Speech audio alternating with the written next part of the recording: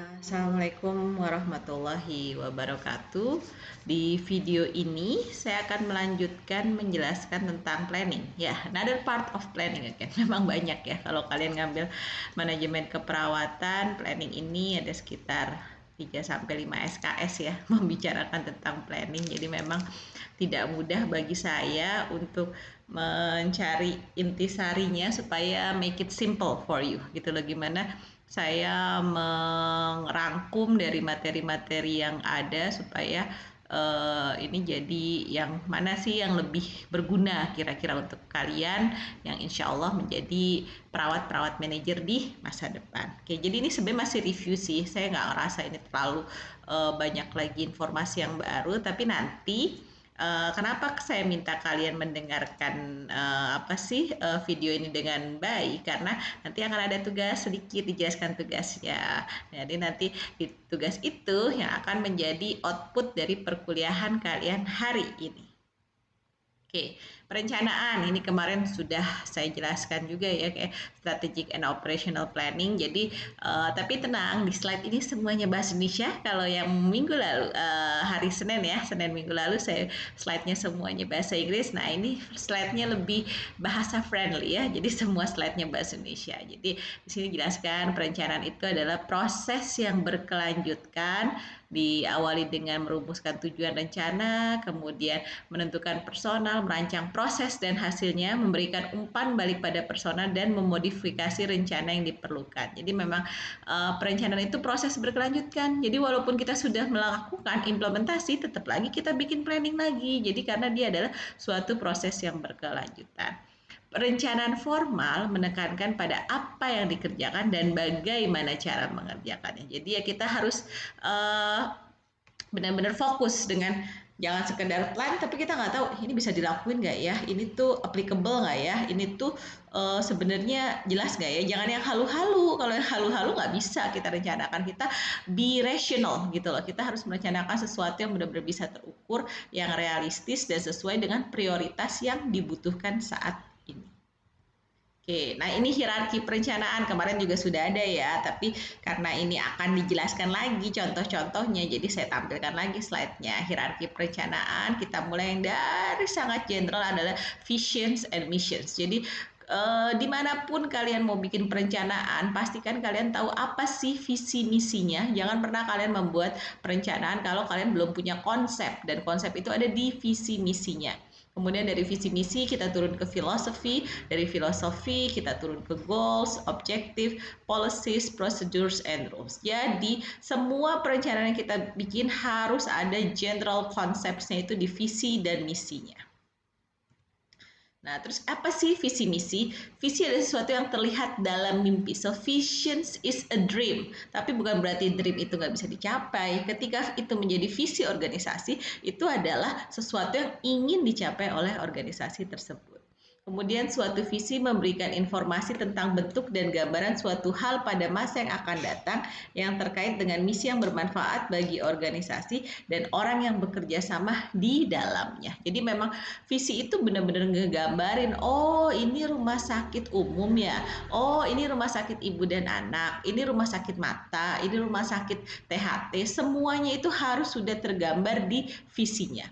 Kemudian kalau misi itu sudah lebih spesifik ke manfaat keberadaan organisasi tersebut, dan dia juga alat untuk mengarahkan setiap individu dalam organisasi tersebut untuk berperan secara produktif. Jadi orang itu gimana untuk memberikan apa ya, sesuatu yang benefits untuk organisasinya, dia harus tahu visi misinya. Jadi karena untuk dia bekerja dengan produktif, dia harus paham apa visi dan misi dari organisasi tersebut. Nah, ini contoh lebih spesifiknya lagi kita ke misi bidang keperawatan. Misi bidang keperawatan, ini contoh ya, contoh gimana sih misi bidang keperawatan. Pertama, memberikan asuhan keperawatan bermutu tinggi dengan biaya terjangkau dan dapat dievaluasi. Jadi memang bukan berarti mentang-mentang di swasta biayanya yang mahal-mahalnya, enggak, harus sesuai dong. Pasien dengan penyakit DBD, oh berapa perawatan pasien DBD, jangan pasien dengan DBD tapi perawatannya kayak buat pasien sesar. Nah itu kan jadinya nggak rasional.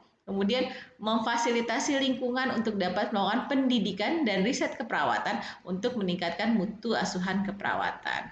Kemudian yang ketiga, menciptakan iklim kerja yang mendorong pertumbuhan profesionalisme dan kepuasan kerja setiap perawat. Dan yang keempat, memelihara dan membina citra keperawatan yang positif dan profesional kepada masyarakat melalui pengembangan hubungan perawat pasien yang baik dan terlibat dalam kegiatan-kegiatan untuk meningkatkan kesehatan masyarakat. Ini contoh dari misi bidang keperawatan.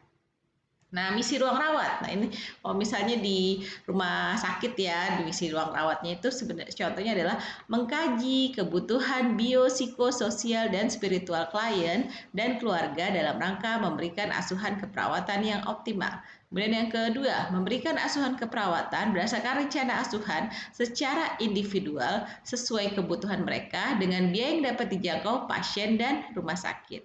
Dan yang ketiga adalah berperan sebagai berperan bagi klien dan keluarga untuk menjamin asuhan keperawatan yang sesuai dengan kebutuhan mereka. Jadi tadi sebelumnya ada yang di bidang keperawatan, nah ini di ruang rawatnya. Kita lihat memang lebih spesifik karena kalau sudah di ruang rawatnya sudah benar-benar fokus pada asuhan keperawatan kepada klien dan keluarganya.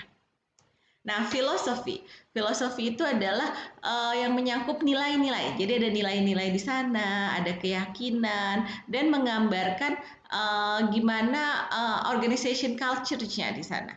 Nah, contoh filosofi bidang keperawatan, misalnya kami meyakini bahwa konsisten dengan filosofi rumah sakit atau universitas. Kan ada rumah sakit, contohnya kayak rumah sakit UI. Nah, rumah sakit UI itu kan berarti dia harus sejalan dengan visi misi dari UI juga ya. Jadi memang kalau rumah sakit UI pastinya adalah rumah sakit pendidikan karena UI adalah suatu institusi pendidikan. Kemudian kami mempunyai dedikasi untuk memberikan asuhan keperawatan, pendidikan, dan riset yang unggul dan dengan biaya yang efektif dan efisien. Nah, makanya karena UI itu adalah institusi pendidikan yang melaksanakan Tridharma. Tridharma itu kan pengajaran, penelitian, dan pengabdian masyarakat. Makanya pasti rumah sakitnya harus unggul salah satunya dalam bidang riset, tapi tentunya dengan memperhatikan biaya yang efektif dan juga efisien. Jadi jangan sampai memberatkan pasien karena asuhan keperawatan yang berkualitas itu kita tetap memberikan yang terbaik pada pasien tanpa memberatkan baik secara ekonomi itu juga kita pikirkan karena kan biopsikososio spiritual dan ekonomi dari pasien itu harus menjadi pertimbangan dari perawat juga. Nah, filosofi suatu ruang rawat, tadi rumah sakitnya, kalau ruang rawatnya, kami meyakini bahwa satu, semua pasien mendapat asuhan keperawatan secara individual dari semua perawat dan asuhan yang diberikan menyangkut kebutuhan biopsikososio spiritual. Kemudian yang kedua, sasaran asuhan kesehatan membantu pasien mencapai tingkat kesehatan yang optimal. Dan yang ketiga, pasien perlu dimotivasi oleh semua perawat untuk mencapai kemandirian dan tidak tergantung pada orang lain. Nah, ini kan di ruang rawat ya. Di ruang rawat itu siapa sih yang akan melakukan? Ya perawat-perawat ruangan, katinnya, karunya, perawat pelaksana. Nah, jadi mereka benar-benar fokus apa nih yang mau dilakukan di ruangan ini. Jadi gimana asuhan keperawatan itu holistik, kemudian tingkat kesehatan pasien itu optimal, dan pasien itu bisa nggak tergantung. Jadi bukan berarti itu bagus kalau pasiennya ngapa-ngapain manggil perawat ya, tapi gimana pasien ketika mungkin dia awalnya total care, ya lama-lama dia harus meningkat dong. Total care minggu pertama masuk, minggu kedua sudah partial care, dan terakhir pas mau pulang dia sudah self care. Nah, itulah yang benar asuhan keperawatan. Jadi kita memandirikan pasien, bukannya kita senang pasiennya berarti masih tergantung, berarti lama nih perawatannya. That's not the good concept, it's a bad concept. Okay. Nah, ini contoh tujuan ruang rawat. Memberikan asuhan keperawatan secara komprehensif dan individual berdasarkan pengkajian perawat profesional dengan memperhatikan kebutuhan biopsikososial dan spiritual pasien dan keluarga. Kemudian proses keperawatan akan menjadi dasar pemberian asuhan keperawatan yang dilakukan oleh perawat profesional. Kemudian memberikan asuhan keperawatan yang bermutu tinggi dengan cara yang efektif dan efisien. Jadi kalau di tujuan itu kita sudah bagaimana how how to deliver, bagaimana cara melakukannya. Jadi misalnya tadi di sini dijelasin dengan memperhatikan kebutuhannya. Jadi kita lihat KDM pasiennya apa nih yang dia butuh, itu yang kita berikan. Kemudian juga hasil keperawatan seperti apa yang bermutu tinggi dengan cara yang efektif dan efisien. Jadi sini semakin jelas di tujuan itu. Nah, jadi kita harus ini ada sedikit quote ya yang saya sampai supaya nggak bosan. Aduh, ini apaan sih, gue pusing ngelihatnya gitu. Nah, kita harus tahu bahwa planning itu don't call it a dream, call it a plan. Jadi jangan pernah kalian ketika bikin perencanaan itu mikirnya ini cuma hayalan. No, it's not a dream, it's a plan. Ini adalah perencanaan. Dan kalau perencanaan itu semakin kalian pikirkan, semakin kalian mengkonsep, semakin kalian mendetailkan, ya insya Allah nanti akan ada jalannya, akan terbuka jalan. Tujuan perencanaan.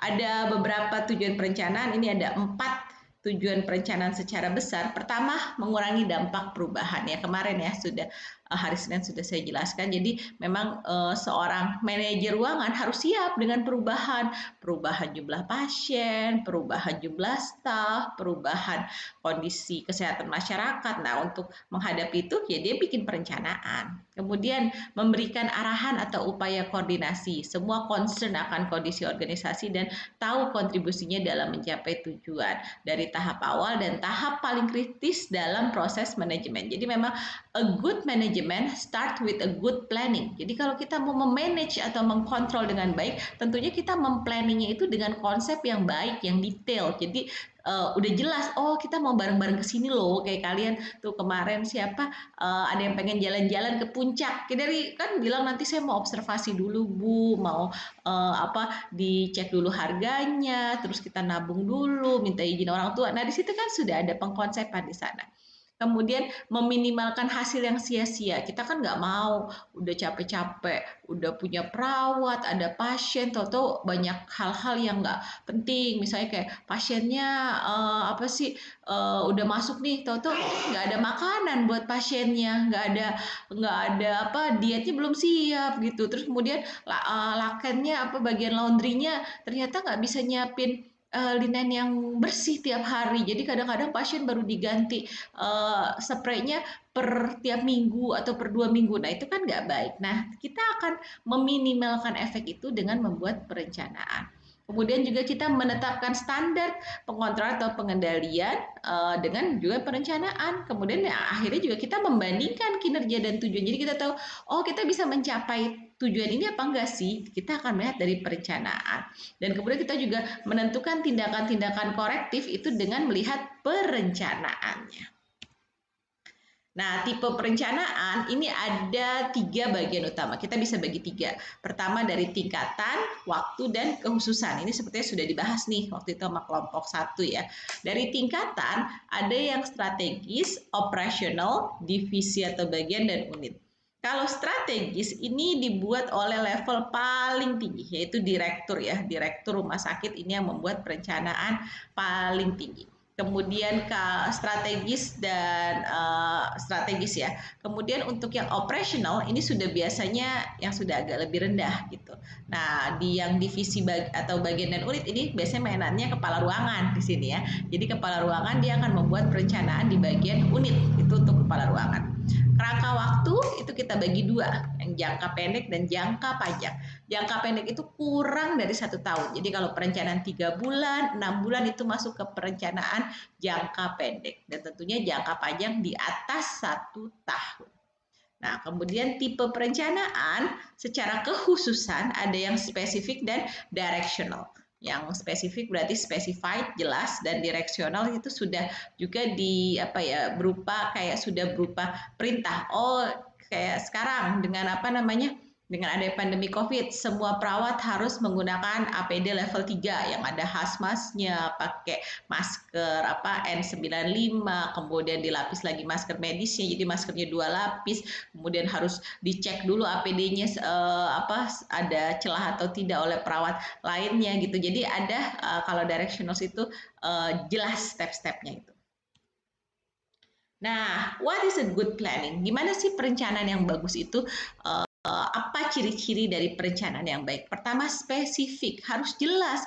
Ini kita mau ngapain, caranya gimana, berapa lama waktunya, terus apa indikator berhasilnya seperti apa. Nah, itu harus spesifik. Bermanfaat, pastinya perencanaan yang baik itu harus ada manfaat. Do not make something which is not nggak ada manfaatnya. Ngapain? Kita udah capek-capek apa sih menghabiskan tenaga, menghabiskan waktu, menghabiskan biaya, tapi nggak ada manfaatnya. Kemudian simple, make it simple, jangan bikin yang riuh-riuh dulu, bikinnya simple aja dan juga realistis. Kalau itu sesuatu yang kayak tahu itu nggak mungkin deh gitu, tapi juga jangan bikin semuanya nggak mungkin, jangan HDR ya udah harga direndah. Kayak saya nggak mungkin Bu IPK 4, saya nggak mungkin Bu apa namanya kerja di rumah sakit yang bagus, saya nggak mungkin dapat beasiswa. Nah itu mah itu jadinya harga direndah, tapi kita harus tetap realistis gitu loh.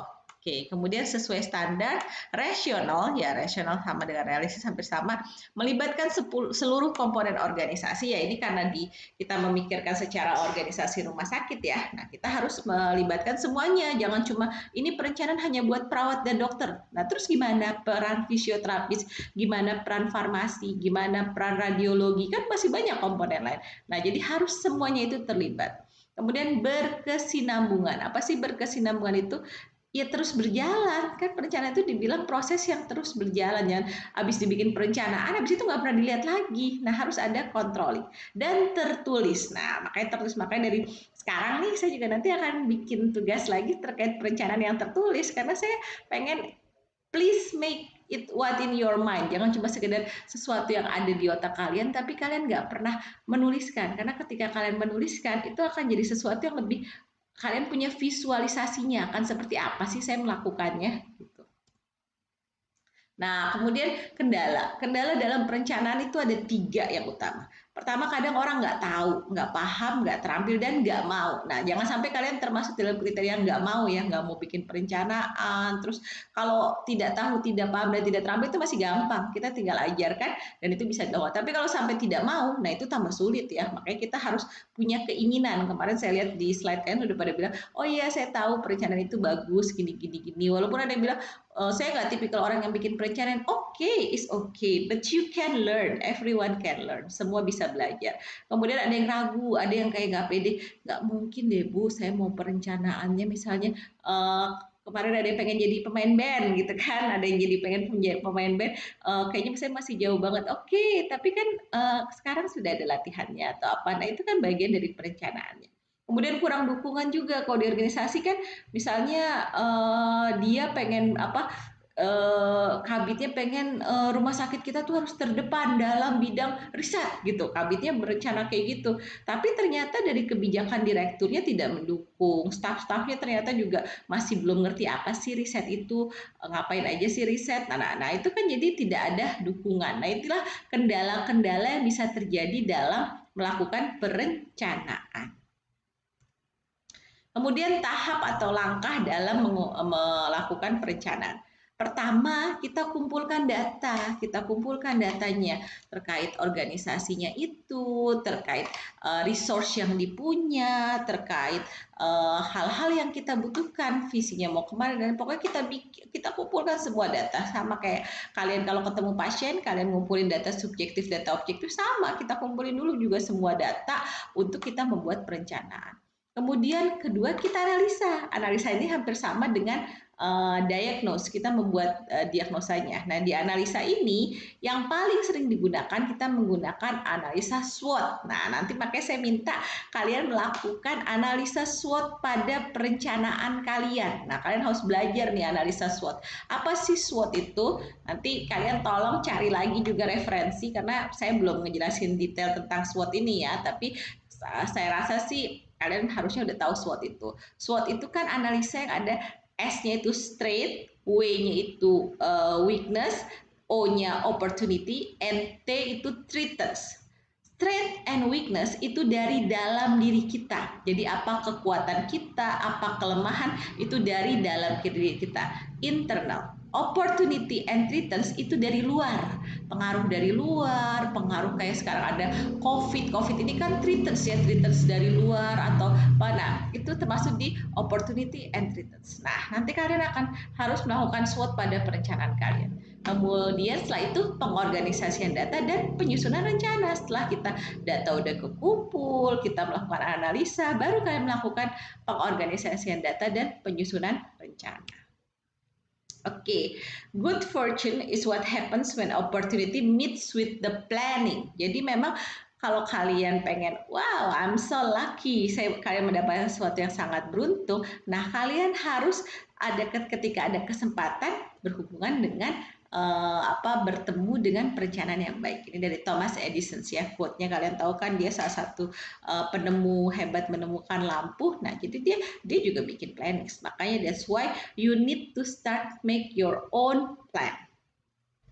Oke, saya rasa itu saja dulu untuk materi planning sessions minggu ini. Nanti saya akan memberikan tugas lagi, masih terkait planning, tapi in a different way gitu loh. Jadi nanti saya berikan lagi slide selanjutnya terkait penugasan mengenai planning also. Oke, thank you for watching, and then jangan lupa untuk absen juga, jangan lupa ikuti link-link yang nanti saya berikan, and bye-bye.